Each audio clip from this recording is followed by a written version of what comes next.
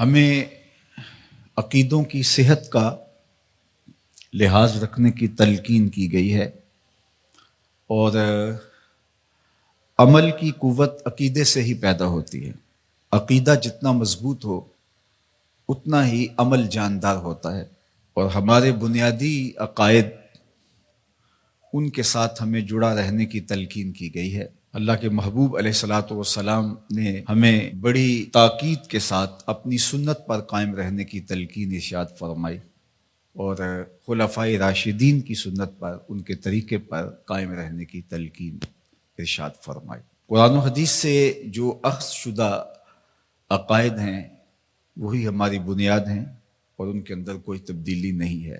علیکم بسنتی فرما کر کے اس چیز کو وضاحت کے ساتھ بیان فرما دیا، اور یہ بھی ارشاد فرمایا کہ تمہارے اوپر جماعت کو لازم پکڑنا ضروری ہے، اور یہ بھی ارشاد فرمایا اتبعوا السواد الاعظم فإنه من شذ شذ فی النار، سواد اعظم کے ساتھ وابستہ رہو، جو ان سے بچھڑ گیا تو وہ آگ میں چلا جائے گا۔ اس لیے کہ مسلمانوں کی جماعت کے ساتھ جڑنے میں ہی عافیت ہے، الگ راستہ اختیار کرنے سے یقیناً انسان نقصان میں جا گرتا ہے۔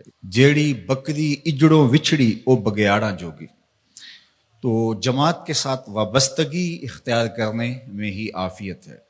اور اس وقت تشدد، افتراق اور جو نظریاتی انتشار پیدا ہو گیا ہے، میں آپ کو عرض کرنا چاہوں گا کہ معتدل عقیدے پہ قائم رہیے، ہمیشہ تشدد سے اپنے آپ کو بچائیے، اور دوسرا ادب کے دامن کو کبھی بھی نہ چھوڑیے گا۔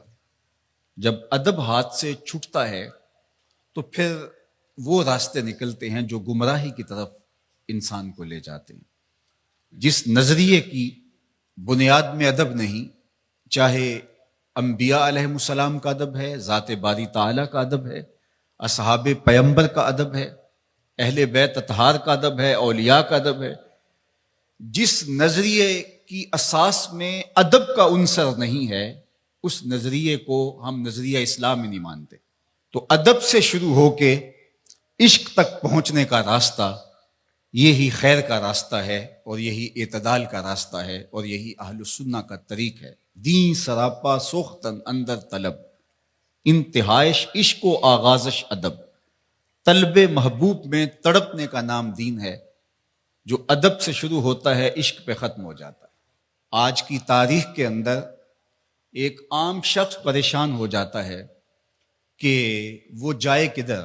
ہر آئے دن ہم کوئی نئی فکر اور نیا فتنہ نشو و نما پاتا ہوا دیکھتے ہیں، تو پھر کس طرح ہم حق کی پہچان اور حق کی معرفت کو اختیار کریں؟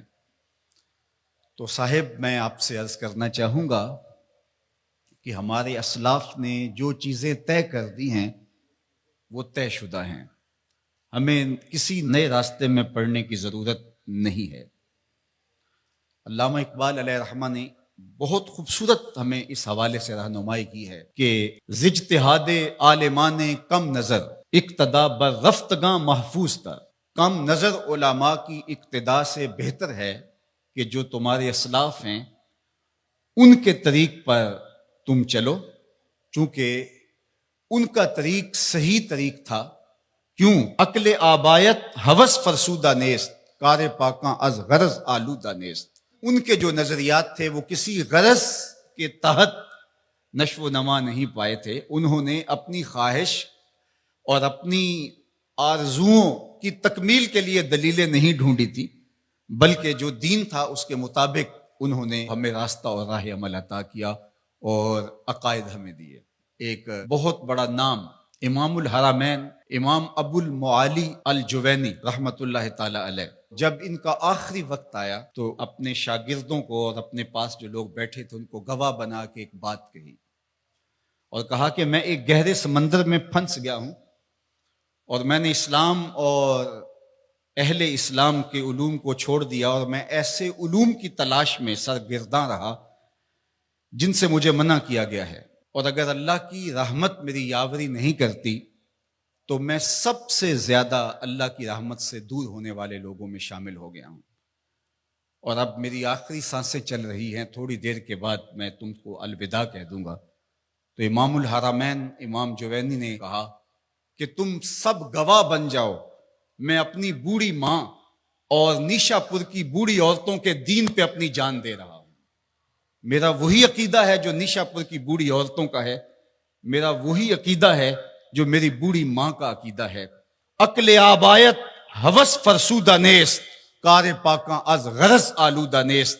تمہارے آبا و اجداد کی عقل ہوس سے پاک تھی، اور غرض اور لالچ کی بنیاد پر انہوں نے عقیدوں کا کاروبار نہیں کیا، بلکہ ان کا وہی عقیدہ تھا جو شریعت کے ماخذ سے پھوٹتا ہوا دکھائی دیتا ہے۔ تو آج میں بھی اپنی بوڑھی ماں کے عقیدے کا اظہار کرنا چاہتا ہوں، اس ماں کو جس نے لوریاں دیتے ہوئے مجھے عقیدہ پڑھایا تھا کہ میں صدقے پاک محمد تو جڑا نانا حسن حسین دا ہے، تو ہم اسی عقیدے کے ساتھ کھڑے ہیں۔